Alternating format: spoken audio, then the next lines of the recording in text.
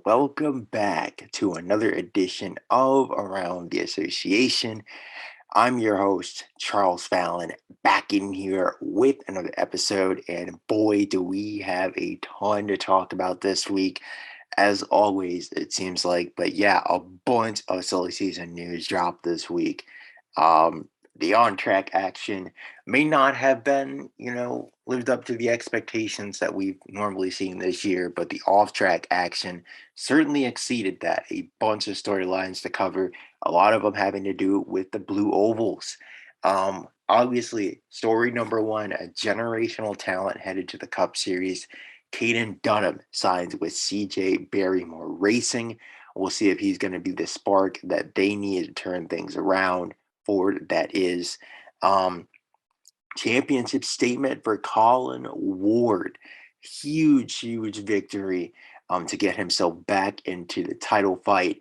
Now he entered the race 20 points back. Now he's down by just 4 after his second win. We got to talk about what went wrong for Toyota. Bryn Renard and Braden Bennett both finishing outside the top 10. Lost a ton of points after they had really started to pull away with this championship.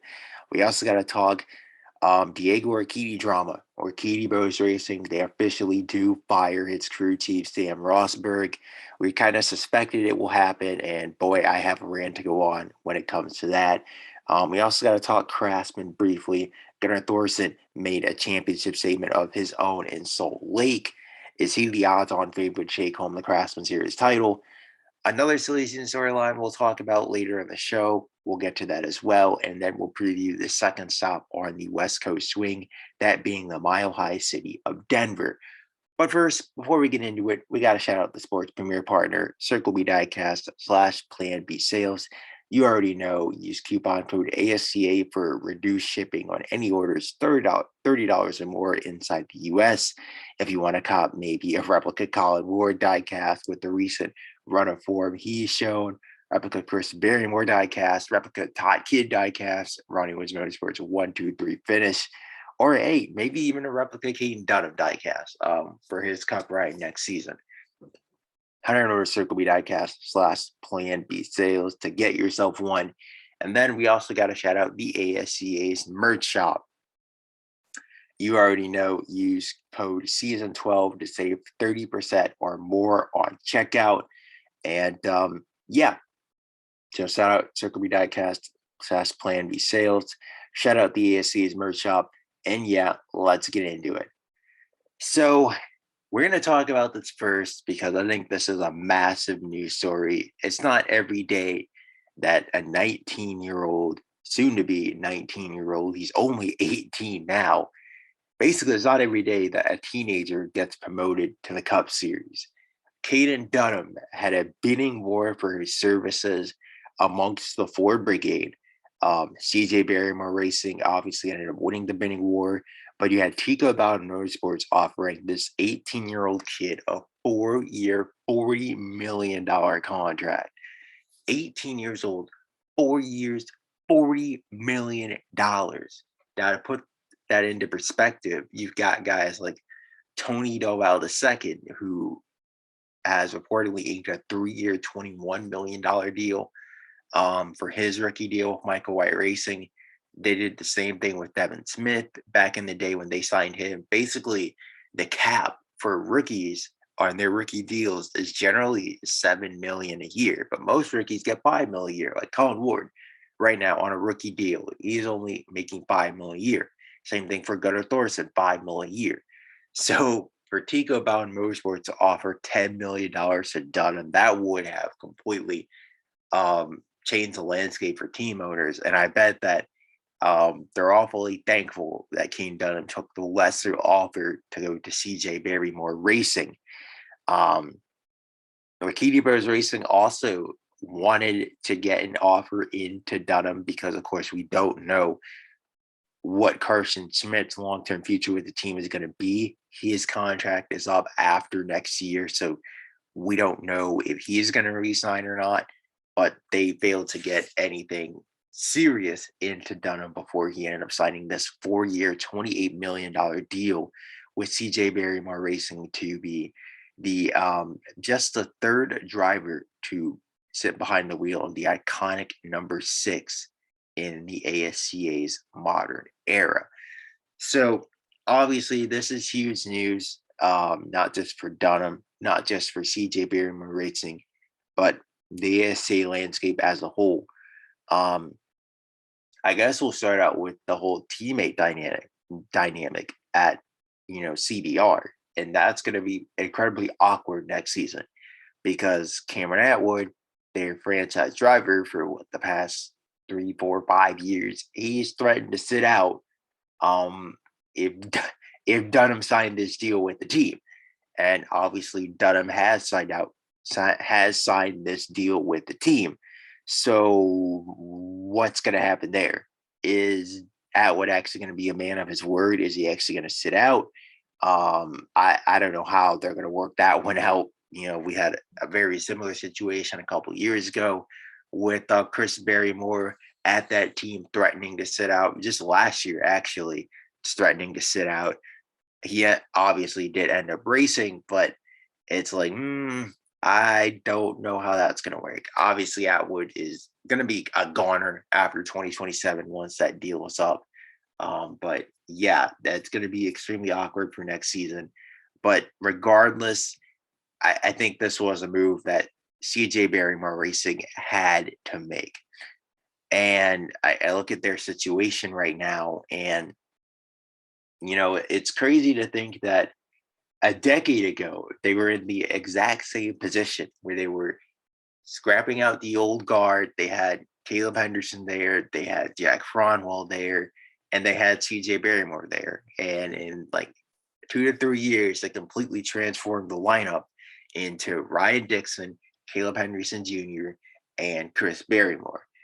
So they had that young core there, that young nucleus there, and we thought, oh my God, these guys are going to dominate the modern era. They're going to win all these races. They're going to win all these championships. And you fast forward to now, when a lot of that core is being completely deconstructed, and the majority of their wins and championships over the past decade have come from Cameron Atwood, not from Dixon or Barrymore or obviously the now retired Henderson Jr. Dixon's out now, obviously. Barrymore's gone. Henderson Jr.'s been retired, and Cameron Atwood has come in and carried the team to most of its success. And it's kind of interesting to kind of see that cycle play out again. Barrymore's gone, you bring in Ian Dodde. Dixon's gone, you bring in Caden Dunham. Atwood's going to be gone, most likely. Now they're probably going to bring in another young talent and try this whole young nucleus thing again.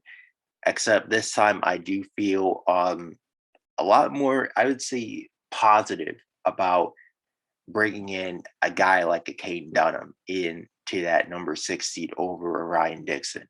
I think Dixon was always a solid driver. He had a great start to his career. Then he just kind of, I don't know, he just kind of plateaued. He hit his peak. He ended up regressing, and he went from being a fringe title contender. He was never really a real championship contender, but he was a fringe title contender, a perennial race winner, and now he's a guy who struggles to even stay within the top 15 in points. So his prime I think, has just lasted a lot long. I mean, a lot shorter than a Todd Kidd, who he was compared to being in that same rookie class. With Dunham, I think it's way different. I think that you can clearly see the talent is there. He's proven that he is a generational talent this year. That move at the streets of Computerville on Tony Nobel II really solidified, okay, yeah, this kid's going to be in Cup next season. And I think the thing that solidified it even further is all the drama and the turmoil that Ford has had at the Cup level this season. You look at Orkedi, he's been pissed off. We'll talk about his firing of Sam Rosberg later in the show. You look at Cameron Atwood, he's been pissed off. They fired his crew chief, Ben Brady. A lot of drama, a lot of turmoil. Both of those guys outside of the top 10 in points. Orkedi Bros Racing is struggling. CJ Barrymore Racing most certainly is struggling, even though credit to Ian Donde, just brought home his first career top five finish, but that's an anomaly compared to the abomination of a rookie year he's mainly had thus far. Um, yeah, it's just been struggles across the board for the top two blue oval teams, and they needed a spark. They needed, you know, a marketing superstar, a marketing gimmick, basically. And what better than a 19-year-old who's competing for the Craftsman Series championship, loads of potential. Gonna Ford's gonna have their answer to Chevy's young driver and Gunnar Thorson and Toyota's young driver and Tony Del second. Like this rookie of the year battle next year, you've got Del Valle obviously confirmed. You had what's his name? Thorson announced last week. Now you got Dunham in the mix. Oh my goodness. I mean, the youth movement, it's here. It's arrived as the old guard unfortunately gets phased out. And just my main concern with Dunham is where's the racecraft? I'm still not seeing it developed. He's still taking people out. He's still out of control. We just saw it at Utah. He just straight up dumped Nick Painter at 170 miles an hour entering turn three. I don't know how he hasn't been suspended yet. I don't know how he hasn't at least gotten probation yet. So yeah, I that's my main concern with Dunham is it's not the talent. It's never been the talent, but you're rushing this guy up to Cup after 1 year, and he's still extremely raw. Obviously, he's polished some things here and there, but for the most part, he's about as raw of a talent as he was, when he made those part-time Craftsman starts at 17 years old a year ago. So it's a big move. I understand why they did it. They need a pick me up right now. They need something to keep Kohler generators on board, to keep that sponsorship and keep that hype going around the team. But man, this could either work out really, really, really, really, really well, like it did with Laquan Scranton or Chris Barrymore or Diego Orkedi. Those are the last three guys to be called up full time in the Cup Series at 19 years old. Worked out really well for all those guys. Or this could be a Devin Smith situation all over again, where you look back and it's like he was promoted to Cup after 1 year, and it's like, was he actually good, or was he just good because he was in Ford development program equipment? Now, I think none of them has talent that far surpasses FDP's capabilities, their equipment capabilities. But it's an interesting situation. But you got to take risks in this sport to succeed. And like I said with Orkedi, like I said with Scranton, like I said with Barrymore, all those were risks at the time. And they all ended up, some of them ended up hitting tremendously, like Orkedi and Laquan were obviously generational talents. Barrymore, but he wasn't a total bust either. So, you got to take risks in this sport. CJ Barrymore Racing is obviously in a rebuild mode right now. They're not expecting to compete for championships, but when the clock hits 2030, that's when these guys are fully developed and they're going to really be able to take a swing at it. So we'll see. I like that they're acknowledging they need a rebuild because it was long overdue. But yeah, so we'll see if Adande and Dunham, this new young nucleus they signed, how it's going to work out and how the dynamics going to work out between Dunham and Cameron Atwood, who obviously did not want him to come here. Now let's briefly touch on the other silly season storyline because it doesn't really matter that much. Toby Beckett's been completely irrelevant this season, but it is worth noting that Revolution Racing did decline his team option. So Beckett will be a free agent at the end of the season. Where does he go from here? I have no idea, to be honest with you. We're hearing a lot of rumors he could go back down in the Craftsman series. Okay. I don't really foresee any Cup team taking a swing at him. I think that a lot of teams just kind of see him as damaged goods right now, and he tanked he really tanked his stock tremendously. Um, yeah, he just tanked his stock tremendously, but he was in an extremely dysfunctional situation at Revolution Racing. This is just, I don't know, they're a mess right now, and for them, it makes sense that they ended up, saying, "Hey, we screwed up hiring another rookie. Let's stop doing that." The definition of insanity is doing the same thing over and over and over again. Let's stop hiring these rookies that are nowhere in the Craftsman series and expecting them to work out with the big boys. Let's try to secure one of those big boys. So they obviously threw a bunch of money at Lucas Sambert. Reportedly, they've thrown money at Jared Ayers. Um, yeah, I like their philosophy. It sucks that Beckett had to be cut after 1 year, to be dropped off like that after just being a rookie. Like, I think that's brutal.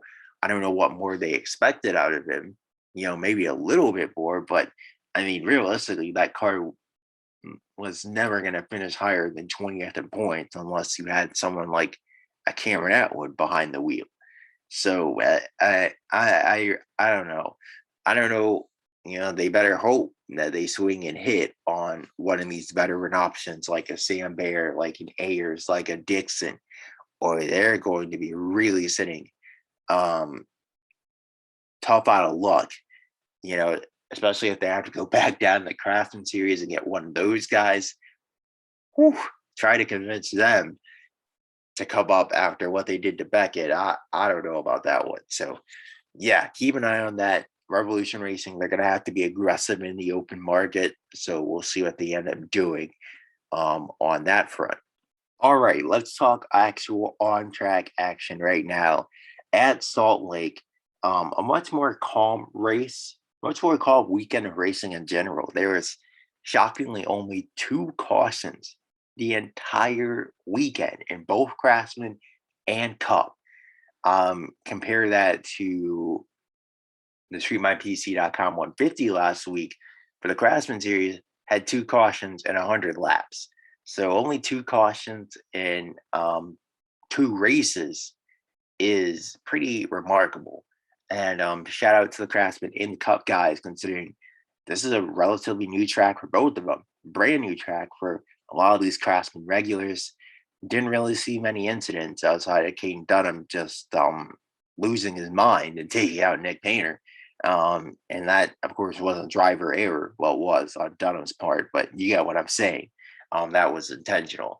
So, yeah, on the Cubs side of things, Colin Ward, huge victory for him.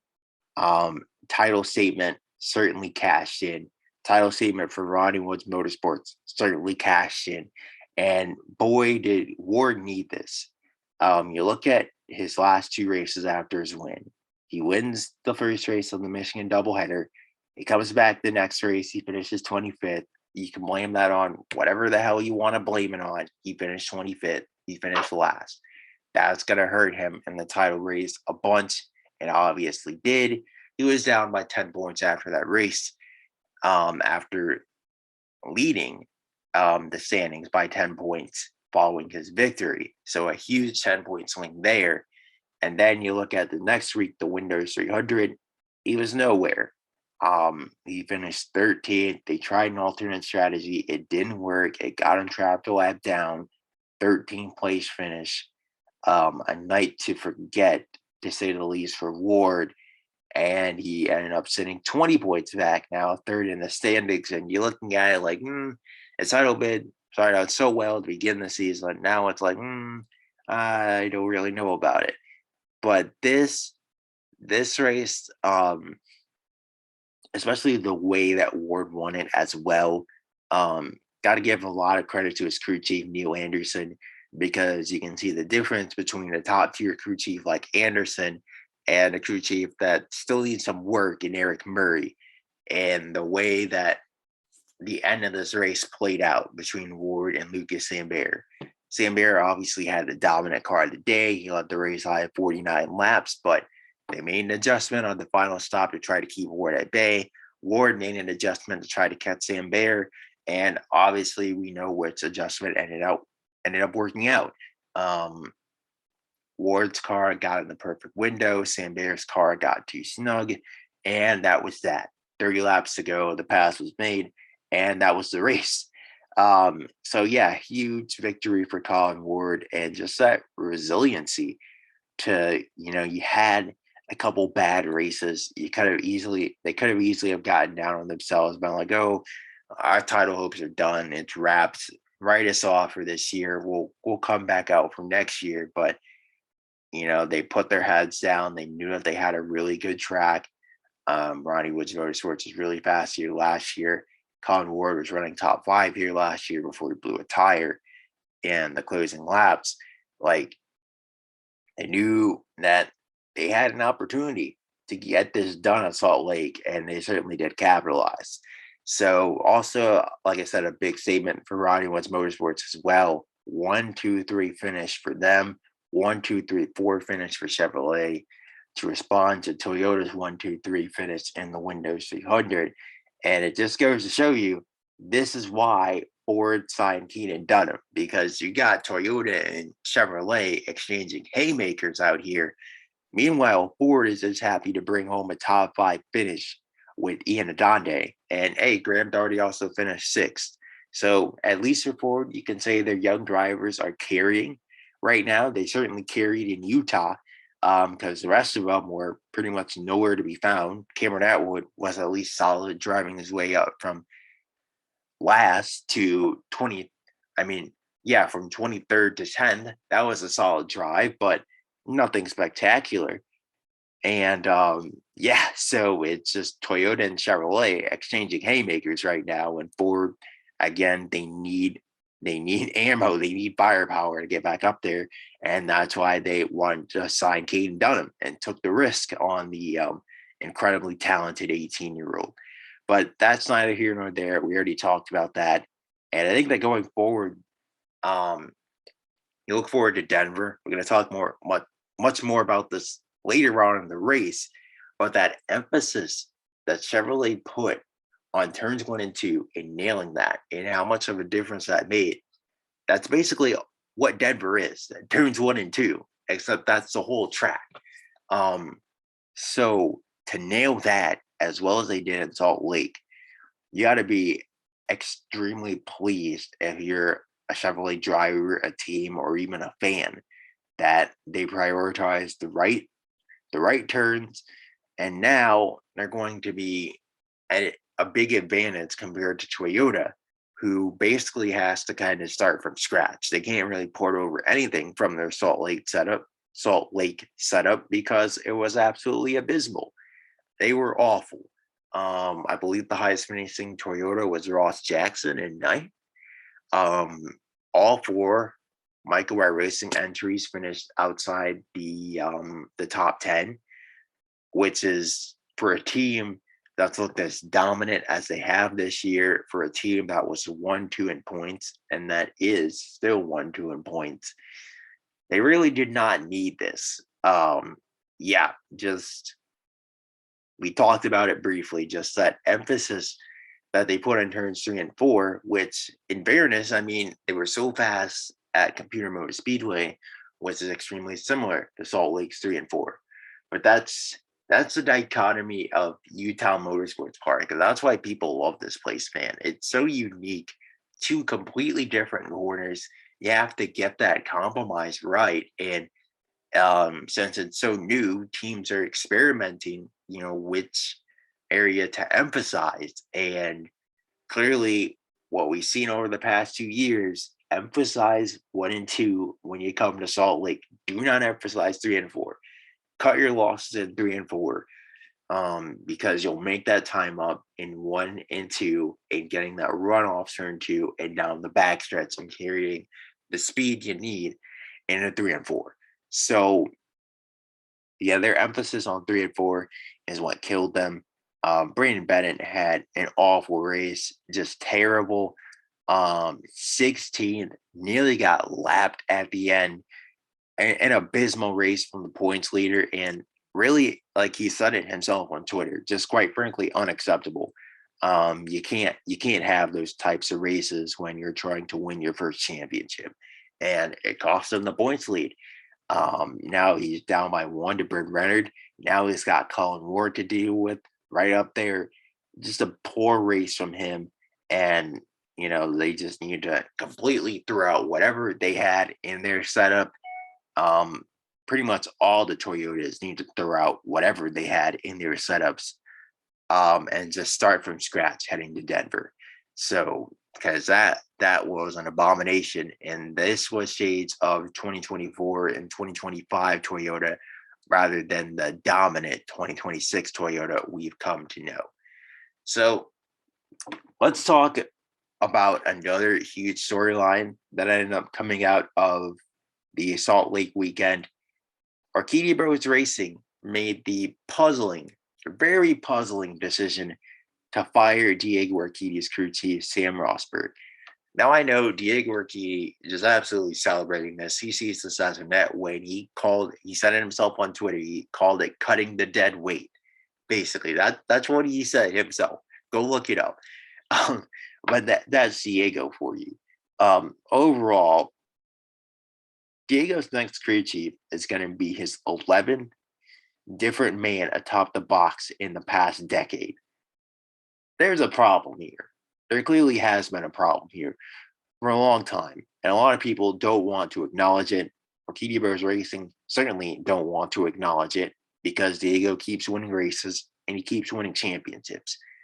But let's face it, the man is impossible to work with, and I'm actually kind of happy for Sam Rosberg that he finally got out of such a toxic environment. And to Sheldon Price, this man deserves a Nobel Peace Prize for the job that he did with Diego from 2023 to 2025. He really got Diego to genuinely change, look inward, even calm down for a year, and kind of, it seemed like he had put his anger issues on the past during that 2024 championship run. And he truly did unlock the best of Diego, the best of both worlds, the best of his incredible talent, and for the first time, actually seeing a calm down version of Diego. And that was the best Diego we had ever seen. We even saw it last year. Like, Diego was in peak form last year, even though towards the end of the year he started to unravel. But for the most part, last year he was in peak form. Now you head to this season, Price ends up being the scapegoat for why the team lost the championship, or be a tiebreaker, mind you, tiebreaker, why they lost the championship. Oh, we got to get him up out of here. They got to please Diego again because he's pissy at Sheldon Price. So they fire Price. They bring in Sam Rosberg. He's this 31-year-old rookie, nerdy to say the least, Ivy League graduate. He knows his numbers. He knows his stats. He did great work with Sean Woodard down in the Craftsman series on his title run. But this was never going to work out, man. This was never going to work out. Diego bullied this man from day one, and it's just, it was never going to work out because you need a yin to Diego Orkedi's yang, if that makes sense. You need another fiery guy to come in and match Diego's intensity. Rosberg is not that guy. He's cool, he's calm, he's collected, he's calculated. It was never going to work out. And Diego just,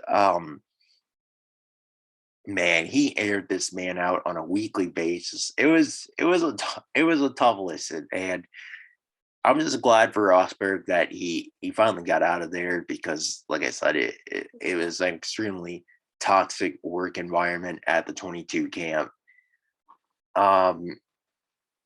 Was Rosberg actually the problem? No, he was not the problem. Not even close to the problem. Jimmy Hood did a great breakdown on what the problem was for Diego this year. And the problem was bad luck, number one. Number two was driver error. You look at Orlando. That was completely on Diego. Completely.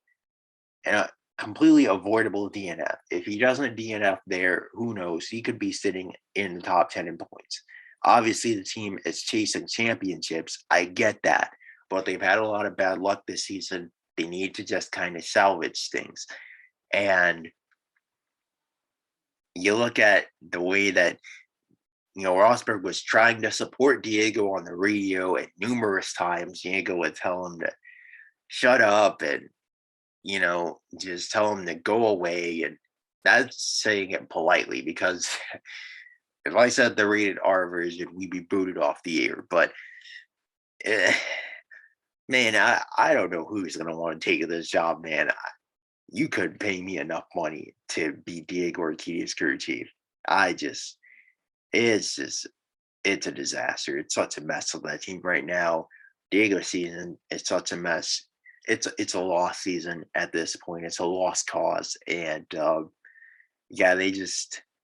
I don't know who's going to take the job, but good luck to you, because you're going to have a rough time these last 7 races, and you'll probably be fired at the end of the season.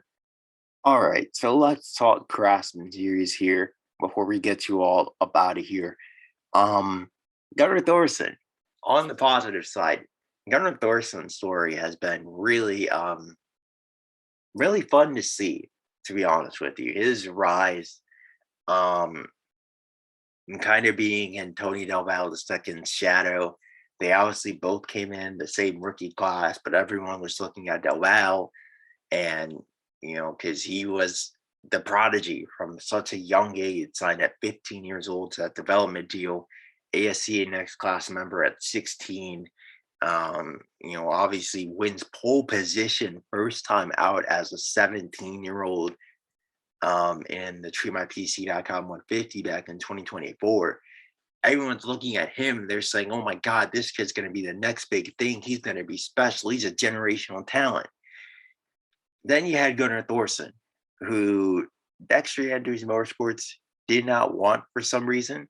When Taylor Motorsports made a bigger contract offer, they said, we're not going to match that. We're good with Gavin Lawson, Noah Booth, Cole Andrews. We're good with these guys. You can have them. Yikes. I bet they're regretting that right about now. Taylor Motorsports is like, hey, thank you. We'll take them. And, we got off to a really good start to even his rookie season. He was second in points last year, right behind Del Valle. He had his struggles midway through. He got into it with Gavin Lawson at Michigan. Then he got completely dumped by Graham Darty. But he ends up winning at West Virginia, goes on a great run of form to end the season, finishes 4th in points, just behind Del Valle in the Rookie of the Year race, mind you. So yeah, you're looking at Thorson, you're like, man, this kid is better than we thought. He's right on the heels of Del Valle. Is he better? I don't know. But now I think we can begin to entertain serious discussions on, yeah, I think he is better than Tony Del Valle II. That would have been an extremely controversial statement a year ago, but now, I think that's the proof is in the pudding. And what he's been able to do these past 3 races specifically, huge win at Salt Lake. And like I said on Twitter after the race, that was a 10-year veteran type of drive from Thorson, where he knew that he had the tire advantage on Travis Wolff. Shout out to Travis Wolff, by the way. Didn't get to give him one after the race, but he drove a fantastic outing at Utah, and that gamble on the track position. Shout out to Bill Nagy as well for taking that. That was huge, and just to give your driver the confidence that, hey, we trust you. That if we give you the clean air, you can go win the race. I like that for a rebuilding Sneaks team, and I think that they're building something to keep an eye on for these next couple seasons. But for Thorson, just a cool, calm, collected, calculated drive. Everything that Caden Dunham is not Gunnar Thorson is. And his favorite driver growing up was Todd Kidd. That's honestly who Thorson reminds me a lot of. Like, this is a kid who's wise well beyond his years. You can kind of just see it with him. Um, he's special. He has proven this season that he's a special talent, and when he's on, he can perform. So this kid, I really like him. I really think he's got a bright future ahead at Taylor Motorsports, and we know from their NDRL track record they're going to develop him properly. So now is Thorson the odds-on favorite to win the championship?